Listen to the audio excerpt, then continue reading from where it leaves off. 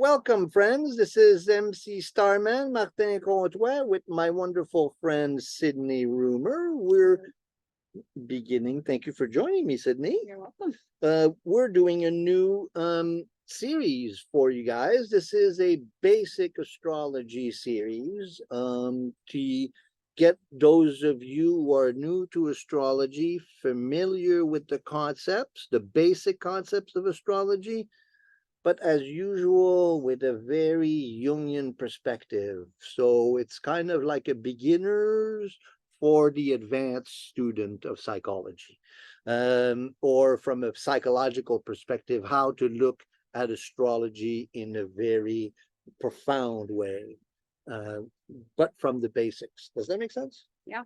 That's Yeah. kind of what attracted you to my work, huh? It's that kind of psychological aspect. We were introduced. You came to some of my workshops at Seven Rays on in Victoria on Fernwood. Our friend Atusa has been hosting us for years there. What was your expression there? Experience at these workshops? The experience was just that it was different and that it stood out because you had this table all set up with all the planets so I could physically see how everything was connecting. And that was kind of my struggle and my block almost for astrology was I couldn't quite figure out the kind of like physical aspect of it. And so that conjoined just with you and how you were describing things with the psychology aspect to it, and just you seemed very wise and mystical, and I don't know, it enchanted me to it. I'm blushing. I'm blushing. Thank you for that. It's interesting how when you look at a chart, it's kind of flat, huh? It kind of like you can see it, but you can't see it. But seeing it on the table, it gives life to it. So yeah. So how did I come up with this table? What was so when I first got started in astrology, that was about 15 years ago. I'd been a restaurant manager. I had my own restaurant and live music venue called the Opera House, the Ashcroft Opera House, in the interior of BC. And I lost my business to bankruptcy. It was during the crash of 2008 and the beginning of the Uranus Pluto square. And at that point, I went on a vision quest, and the voices up above, I went to the top of a mountain. They said, well, this is not the end, this is the beginning. And at that point, I vowed that no matter what, whether I was going to be poor or rich, I was going to become an astrologer. So that was, of course, I'd been studying astrology for 22 years when I first got started, so it always had been there, but it was always in the background, like a lot of us, we study astrology, but we have day jobs. So I ran restaurants and I cooked vegetarian food. And so that was my story. And then finally, after all of my restaurants had failed, I finally said, okay, I'm going to become an astrologer. And I kind of went into a quandary. I started my practice in Williams Lake, BC. Are you familiar with the interior of BC? I'm from Kelowna. Okay, Yeah. all right. So you're familiar with the interior. And the interior, it's it's more basic. So I needed a tool to teach. And so I was reading this book called The Arabian Nights, 1001 Arabian Nights. This is translated by Sir Richard Burton. This is available at your local bookstore and in libraries. It's a kind of greatest hits compilation. Now, this gentleman was the first one to really get us introduced to the Arabian Nights. This gentleman was born in 1821, Sir Richard F. Burton, a great adventurer in the British Empire. And so I was reading this compilation, and you're familiar with the story of Aladdin. So just the basic notes, so the Maghrabi disguises himself as the uncle of Aladdin and talks Aladdin to coming with him to search for the lamp, which is down a mine shaft. And so he opens the door, and Aladdin goes into the cave, and it's full of jewels, and he finds the lamp, and he fills his pockets with jewels, and the agreement is that if he brings the lamp, he can keep everything else. So he's climbing up the vault, and the Maghrabi, the magician, says, "Give me the lamp, and I'll let you out." And he says, and Aladdin says, "Dude, the lamp is in the bottom of my pockets, and my hands and my pockets are full of jewels. Let me out. I'll give you the lamp. I'll go home with my jewels. Everything will be fine." The Maghrabi says no, and he locks him in the door, into the mine shaft, being convinced that he was going to die that way. So a number of years later, the Maghrabi, the magician, he's quite upset still at the whole event, because it's his life work to find the magical lamp and the genie that's in the lamp. And so then this is when my lights went on. This Maghrabi, he casts a geomantic table in sand, makes a circle in the sand, and throws the planets around, and establishes that Aladdin has gotten out of the cave, that he's got the lamp, and he's married the princess. And by the time he finds that out, he's steaming mad, and he devised a plan to go and steal the lamp back. And everybody knows the rest of the story. But to me, that geomantic table, or I call the table an Astro-Mantic table. The word mantic, are you familiar with the word mantle? What's mantle? Well, in kind of a humoristic way, it's what makes a man tick. It's mantic. So you have many words: astromantic, geomantic. You have even the word romantic. You know, that mantic. It's associated with oracles and divination, and their systems of analysis of psychological or spiritual analysis of the time moment. So the I Ching is a mantic. So the mantic arts, the I Ching, the tarot is a mantic art. You know, palmistry, reading tea leaves, analyzing dreams. They're all mantic arts. So the mantic arts are kind of the occultic arts. And so then an astromantic table is a astrology table as an oracle or as a mantic art, which is what astrology is. So that was like boom. And then at that point, I was possessed. I was living in the Yalakum Valley in the interior BC, next to Lillooet. Oh. Cute little hippie community there. And then it took me 6 months. This is 28 layers of paint. That's 15 years. This table has been ran over by bicycles at festivals. I've been everywhere with this. I even taken it across the country, back and forth to the Maritimes and back in an 8-month trip at one point, and did some workshops with it. It became my teaching tool. I mean, what's going on with the colors on it? How would you describe the colors? So when you so the system that we're going to be teaching, that we teach, is called the healer and the dreamer astrology. So the healer being the sun and the dreamer being the moon. And so it's a system, and it's based on 4 very simple areas of study. And I use the analogy of the theater. So the zodiac, it's the stage. So understanding the stage, the planets are the actors.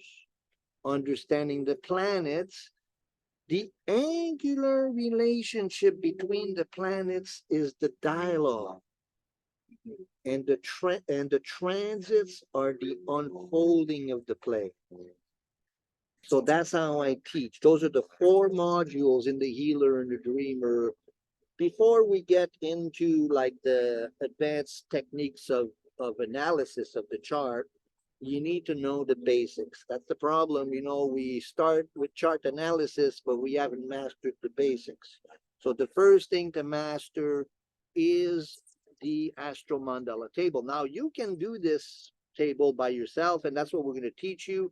And there's a beautiful video series on the YouTube, on our YouTube channel. It's called Learning the Zodiac Through Mandala Drawing. We got 4 workshops on there already that are kind of the beginning. And then we'll add some more as we go along, and we'll probably redo them anyway. So much work to be done. But your question was, okay, what's the Astro-Mandala table? What is this about? So right off the bat, you pay attention to 3 color bands.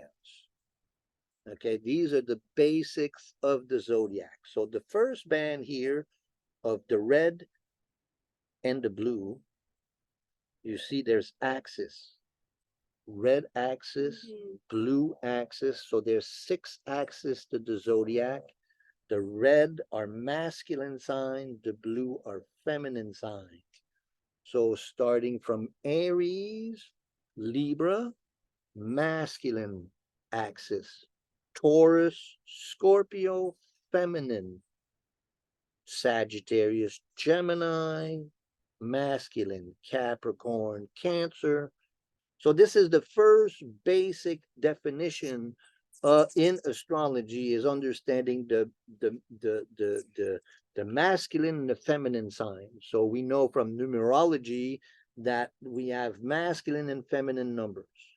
1, 3, 5, 7, 9, 11 masculine numbers. So the first sign, the third sign, the 5th, the 7th, the 9th, and the 11 are masculine. 2, 4, 6, 8, 10, 12 feminine signs. So that's, you know, numerology. And so that's the first real point. And we'll go into more detail, but from a perspective of Jungian psychology, we're looking at the introverted signs and the extroverted sign. The introverted signs, feminine sign, being about nourishing my inner connection with life and nature, which is a very feminine approach to life, right? The feminine approach to life seeks to nurture relationship and is caring and empathetic. The masculine seeks to go out and is extroverted. And so then the extroverted sign and the introverted signs. And so that's kind of like the first color band. Does that make sense? Yeah. Right off the bat, you can just understand each sign a little bit more when you see that, right? Leo is a masculine sign, extroverted. Virgo's introverted, feminine, more of a feminine nature, right? So then the second layer of color, that's the elements. So we have fire, water, air, and earth. Fire, water, air, and earth. Fire, water, air, and earth. Okay, and these together form a relationship of 120 degrees. This is the fire grand trine. This is the air grand trine. This is the earth grand trine.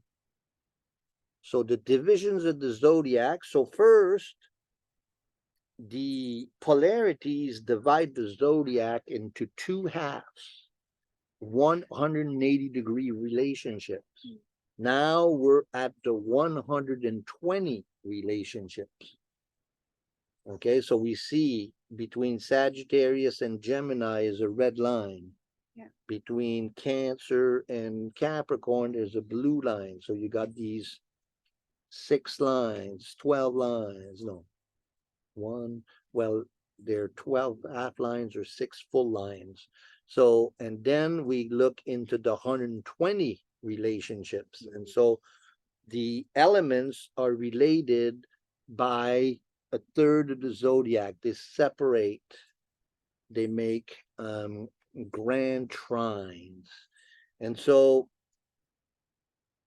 what does that do psychologically? We hear the elements, but what is it about the elements, or this is the very basics of astrology. And when a planet is in a fire sign or an earth sign or an air sign, it affects the planet according to that element. So these elements are building blocks of nature. So Jung used the earth element. The earth element is, he called it sensation. With the earth, we feel, we touch, we see, we hear. We're in the body and we gather information. That sensation element, it's about being in touch with where we live. Beautiful flowers, smelly flowers. We get information from sense connection. Feels, so then we use the air element to classify that information. This is cool. This is hot. Oh, if it's too hot, it's gonna burn me. Or like I use the example, because I was a cook for so long, I use the example of chocolate chip cookies. So the earth element smells and sees the chocolate chip cookies. The air element says, you've had cookies before and you eat too many of them, so you better be careful. So that's the rational thinking. That's then, so then we have the water element. The water element tells us what we value. Oh, I love chocolate chip cookies. So the water element is what it's what Jung called the feeling value, or the feeling type. It's we establish what we love and what we don't love in the water element. We rationalize and categorize information with the air element, and we feel through the earth element. Without the earth element as the foundation and everything else, right? And then we come to the fire element. The fire element is the element of meaning. Like, okay, I smell the chocolate chip cookies. I like chocolate chip cookies. I have to be careful not to eat too many. I love chocolate chip cookies. Oh, my life quest is to be a baker of chocolate chip cookies. The fire element is the level of meaning. So then intuition, feeling, thinking, and sensation, or earth, air, water, and fire. So these are Jungian interpretations to the four elements. And when Jung wrote about these four modes of perception, he had astrology, he had read about astrology, and it was very similar to astrology. And so, Jung's thinking was informed through astrology. And so then we looked at the introvert, and we looked at the four functions, or from the astrological perspective, we looked at the polarity and the elements. Does that make sense? It does. I do have a question. Please. So you say how the earth is kind of the root to start all of it. But then why start with the Aries and the fire? Well, that's a very good question, but that's a question for, well, that's very easily reconciled. Okay. Yeah. So we have Aries is the spring equinox. Yeah. Cancer is the summer solstice. Libra is the fall equinox. Capricorn is the winter solstice. These are called the cardinal points, and the cardinal points have fire, water, air, and earth. And in ancient astrology, Cancer was the first sign, but yes, does it start with earth, and does it start with fire? These are the elements that are associated with the four directions. So it's not really that it begins with fire as much as the year begins at the um, spring equinox. But it could easily begin in the old days. It started from Cancer. These are arbitrary points, but they're the four main points and they represent the four elements. So the east is where the sun rises and it's associated with fire. The north with water, the west with air, and the south with earth.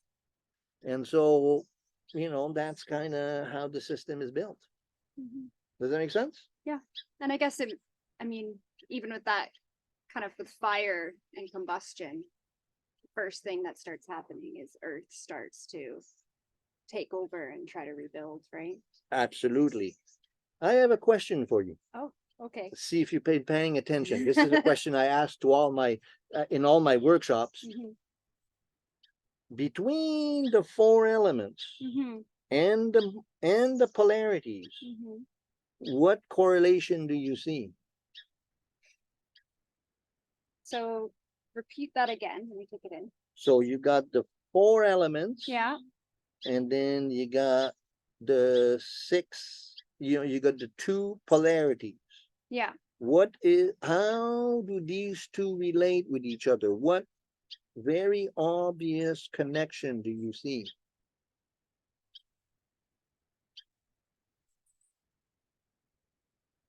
I don't know. The masculine elements, yeah, and the feminine elements. Earth and water are feminine elements. Fire and air are masculine elements. Okay. That's very important. Water and earth, those signs would really have an ease to talking. So is earth, so is air and fire, because they're masculine and feminine. But masculine and feminine together, very difficult. Yeah. To communicate. So there's a tension that exists between, just like the opposites, air and fire. Right? So in the same element, in the same polarity. So the polarity, so then, you go back to really simple ancient symbolism. Water and earth seek to move down, so they belong to the mother.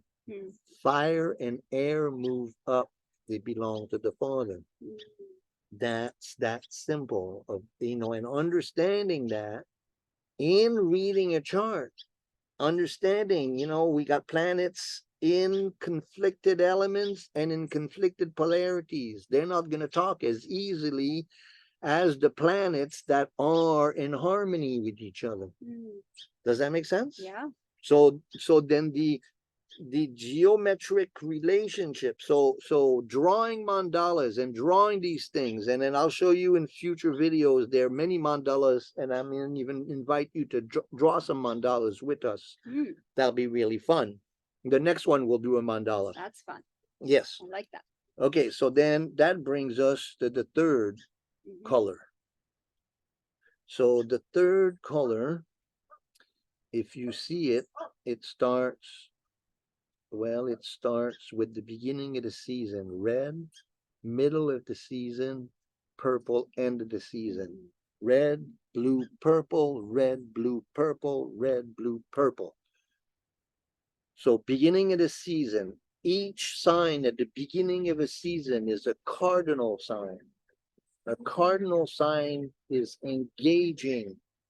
It seeks to begin. It's the beginning of the season. Let's do this. Spring is here. Summer is here. Cardinal. It's a very outgoing, let's do this. The middle of each season is the fixed signs. It's very clear what it is. And I'm not being moved by any kind of, you know, propaganda that I don't know what it is. Fixed signs, know where they are, know who they are. And mutable, they're getting ready for the season to change, so they're very adaptable. So I have another joke for that one. 3 people walk into a bar. No, that was bad. So 3 people get together, a cardinal, a fixed, and a mutable. The cardinal says, there's this really cool astrology workshop tonight. You guys want to come? The fixed sign says, no, I already have plans. So the cardinal initiates, the fixed, I got my thing. The mutable says yes, but on the way there, his phone rings and he ends up going somewhere else. So that's the mutable, the fixed, and the cardinal. And so then another test, if you see you're paying attention, there's a special relationship between the elements and the modalities.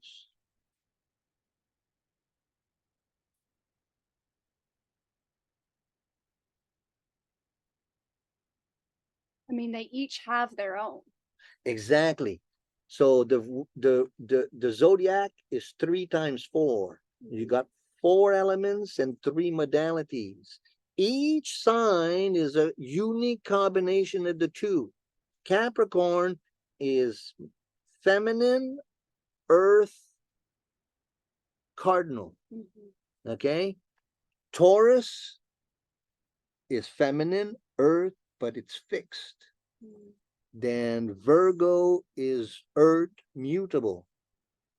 So then each sign can be described by the understanding of his geometric position on the zodiac.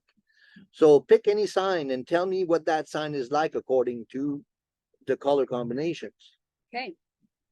Well, we go with Aquarius because that's mine. It's Okay. the easiest. Sure. Masculine side, Right. So more of the up energy. Right. With the air. More extroverted, yeah. Air, Extroverted so and it's an idea, independent. it's intellectual, classifying ideas. I guess kind of communicating through that too. So you're kind of between. Yes. And then having it be in the fixed sign, so more of that stubborn aspect to it. Well, it's like you know, Aquarius know the truth. Yeah. They want to know, you know, it's the water bearer, the water of life, you know. It comes at the evolution of the zodiac, which really we want to know what the truth is, you know. And it's ruled by Saturn and Uranus. So in the corner of each of the signs, you see the ruling planets. And you also see the glyphs. And so these are all little, so Gemini here is ruled by Mercury, Taurus is ruled by Venus, Aries is ruled by Mars, Pisces, Jupiter and Neptune, Aquarius, Saturn and Uranus. And so then the table is complete that way. And we'll talk about this more as we go along, but that's the stage. Now, when I designed the table, my first design, I say, well, I need to teach people how to do this.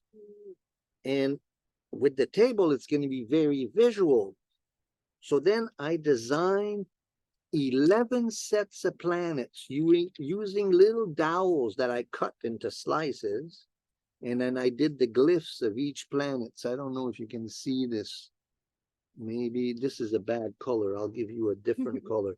They're all color coordinated. And my friend Juliana helped me design the bags. This whole system took me 6 months to design.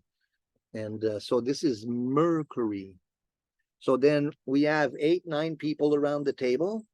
Each has a set of planets that its own color coordinated, each has its charts, and then we introduce the archetypes. Here's the sun, and then everybody puts their sun where they belong, and then we start talking about it, and it becomes a lively exchange.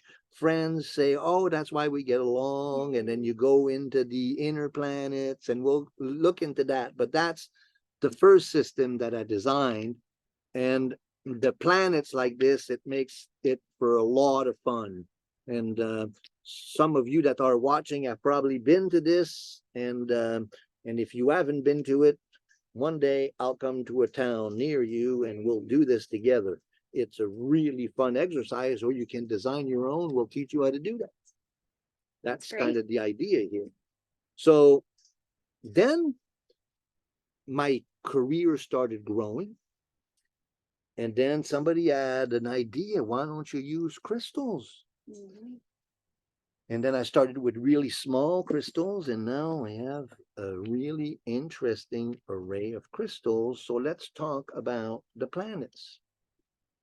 So first, we looked at the zodiac, and understanding the zodiac. If you want to become good at astrology, you must know these things: polarity, not only polarity, but the elements, the modalities, the planets that rule each sign, the glyph of each planet. And the best way to do that is just make art out of it. You know, and then I'll show you in future videos there how to do that. And you can also look at learning astrology through mandala drawing on, I'll put a link at the end of this video. So first we have the moon. And then here, you want to take some planets out? We'll put them in order for you. And then that will be our first video for you. How did it go for you? I know you were a little nervous about showing up like that and having strange, well, it's not strange, they're really our friends. I think you lead it so well that once you start talking, it's just I start listening. So then I start taking it in. I forget that we're being recorded. And it's really weird, you know, because really we have all our closest friends hanging out with us, you know. It's just that it's in the form of a screen, but like, you know, on the other side, this doesn't work without you on the other side. And you know, support the channel. You know, I tell you all of that all the time. Subscribe to the channel, put a like to the video, comment, share the video. That helps us grow. By the way, we're going to hit 800 followers in any minute now. We probably just hit 800 already.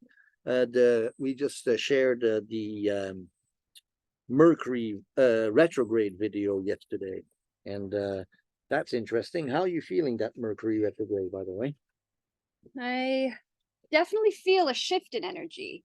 I've been feeling it more, just kind of came off as I'm a little bit feel like out of the loop, or just something feels off. I'm not connected as much. And a bit more spacey. A bit more spacey. Yeah. We called the video "Build the Bridge and Get Over It." in a sense, you know, this Mercury retrograde and these times, you know, they're very difficult times on all of us. And there seems to be a rewiring of intention on a deep, deep level. Yeah. And that's associated with what we call the triad of transformation. The video on that coming up. You know, astrology is really complex and there's so much to know. But if you understand the zodiac and if you understand the planets, then you know you're going to be able to understand more and more as you go along. And that's the idea. I don't, you know, in my presentation, I don't really water it down, because I feel that over repetition, you'll get it, you know, and so that's important to me, to just give it as it is and let people catch up. And that's one of the things that you like about me. It's not really a pop astrology thing that we got going. You slow it down and you bring more, there's just more like soul to it. And so, like, you could talk about one planet and where it is right now, and I can walk away understanding a little bit more of what's going on with the times, that I think it's so chaotic jumping from one to the next that you just really make it easy. Break it down into smaller bits. It's a much easier way to learn. Cool. I hope that you're experiencing it that way on the other side there. Really, it's very difficult to know. I've just been at this for a little while, and the table makes it so easy. So what I'm doing right now is I'm putting the planets in order, and I'm going to talk to you a brief introduction of the planets. Oh, yay. So in the past, you had Moon first, Mercury, Venus, and then the Sun, and then Mars. Now we go with Sun, Moon, Mercury, Venus, Mars, Jupiter, Saturn, Chiron, Uranus, Neptune, and Pluto.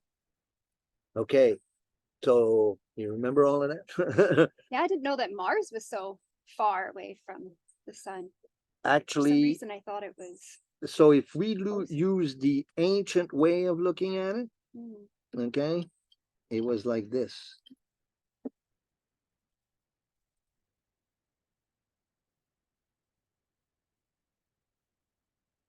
That is, why is this?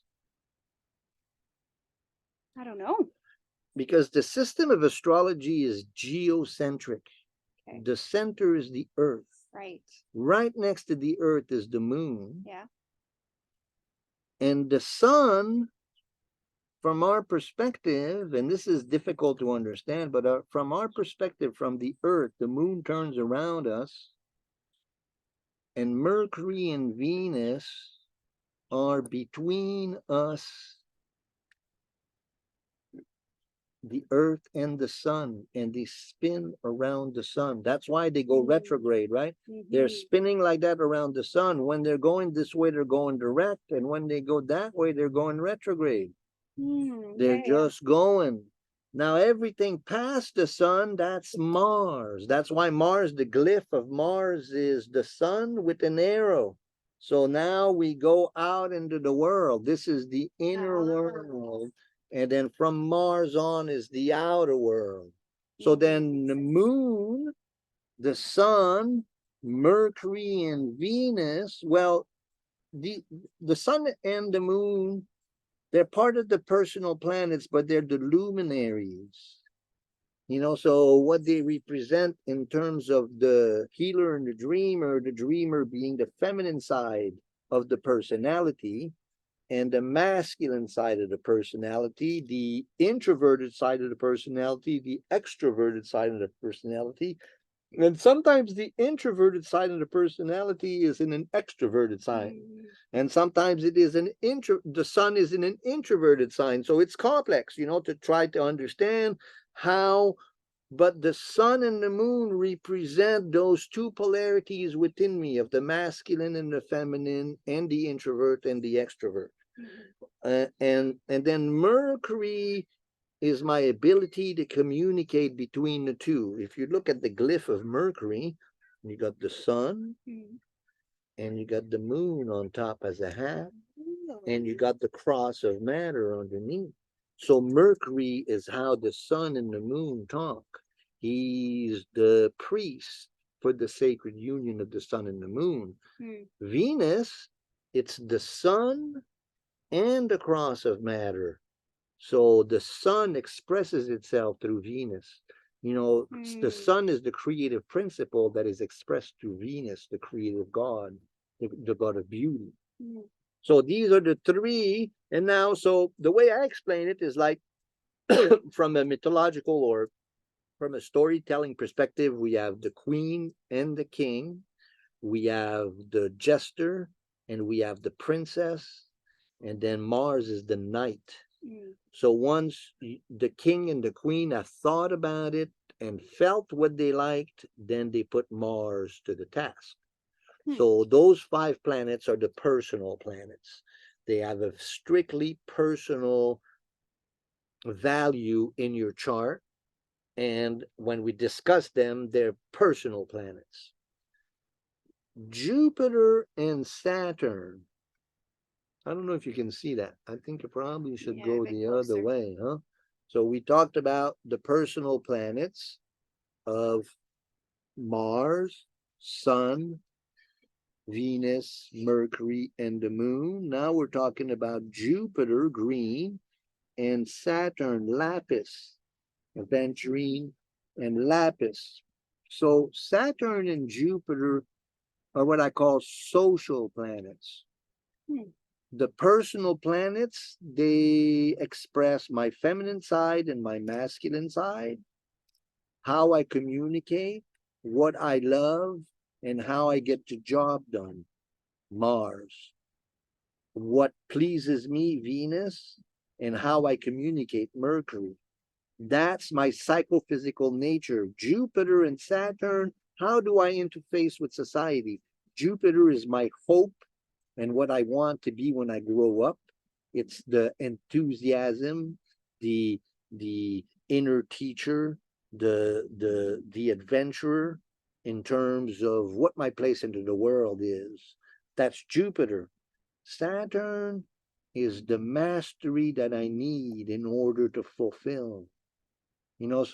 So we see Mount Sualem there. We look at Mount Sualem and Jupiter says, "Oh, let's go climb that mountain."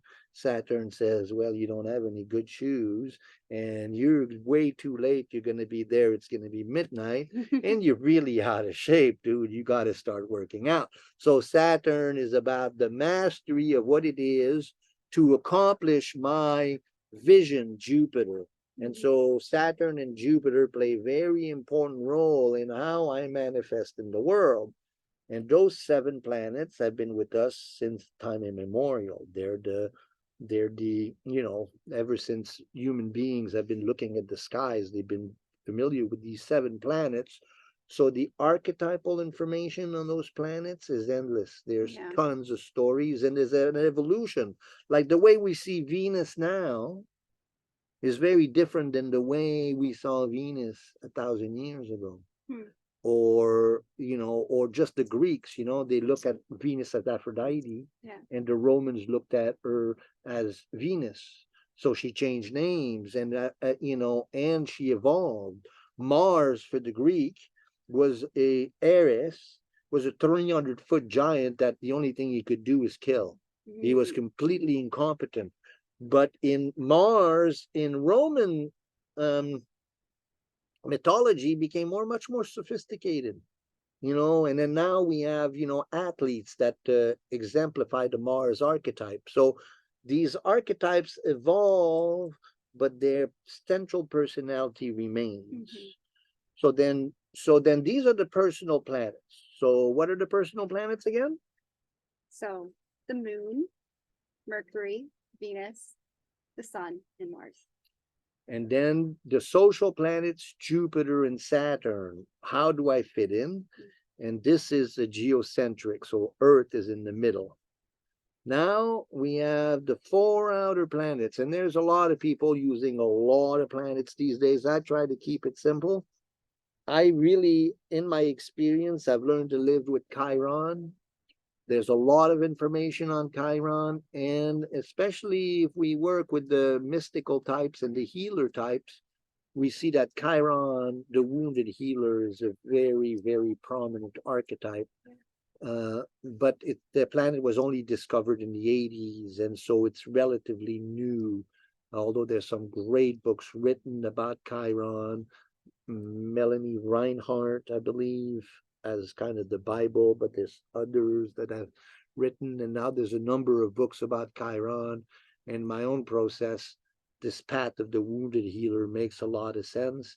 Now, Chiron is between Uranus and Saturn, and it has a 50-year cycle.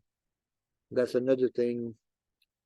The moon takes 28 days, the sun takes 365 days, Mercury 365 days, Venus a year and a half, Mars 2 years to go around the zodiac. Jupiter 7, Saturn 28,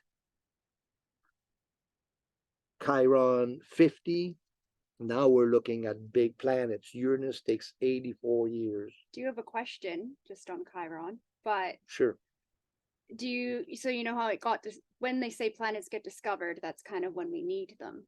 And Yeah. so you said Chiron got discovered when? 19 In the late 80s. Yeah. Yeah. So do you think that has to do with how everyone's really diving deep and kind of trying to heal their emotional wounds and trauma? Absolutely, absolutely. And it came to surface when during the Uranus-Neptune conjunction, which had a lot to do with the rise of mysticism as well. So those three things together are really significant. But also, you know, we have the benefit of looking at previous charts. And so like in the 60s, Chiron was really importantly constellated in conjunction with Saturn in opposition to the Uranus-Pluto conjunction. So that, you know, those are really important events in the collective unfolding that relates to Chiron. So in my experience, Chiron is a really beautiful planet to work with. Uranus, 84 years to go around the zodiac, and Uranus is about the need to evolve and grow and to change the world, to revolutionize, you know. What is revolution but evolution that's been revved up? And so Uranus is the revving up of the evolution process. Neptune, beautiful, interesting, complex archetype. Uranus was discovered at the beginning of modernity, right before the French and the American Revolution, by the first guy that designed a telescope, Herschel. And so it's synchronous with the French and the American revolutions, who are major revolution in the uh, um, in the human spirit. And so then Uranus was discovered at that time.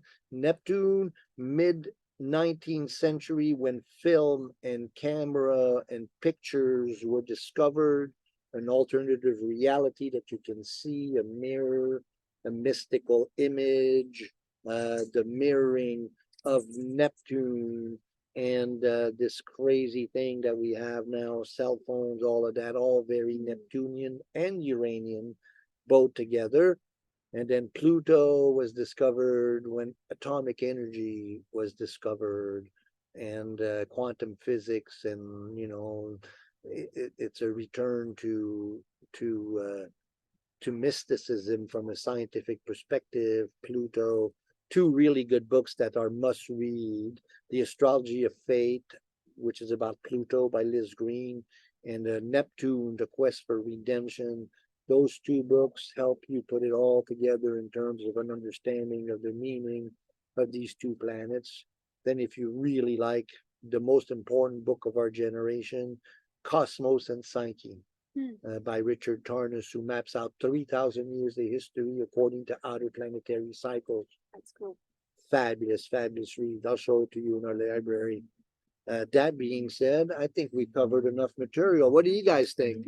Is this a good start? Please let us know in the comment what you think. Ask questions. Tell us if you like it. Encourage, pass it around. How did you feel about your first experience, you know, on the Healer and the Dreamer channel?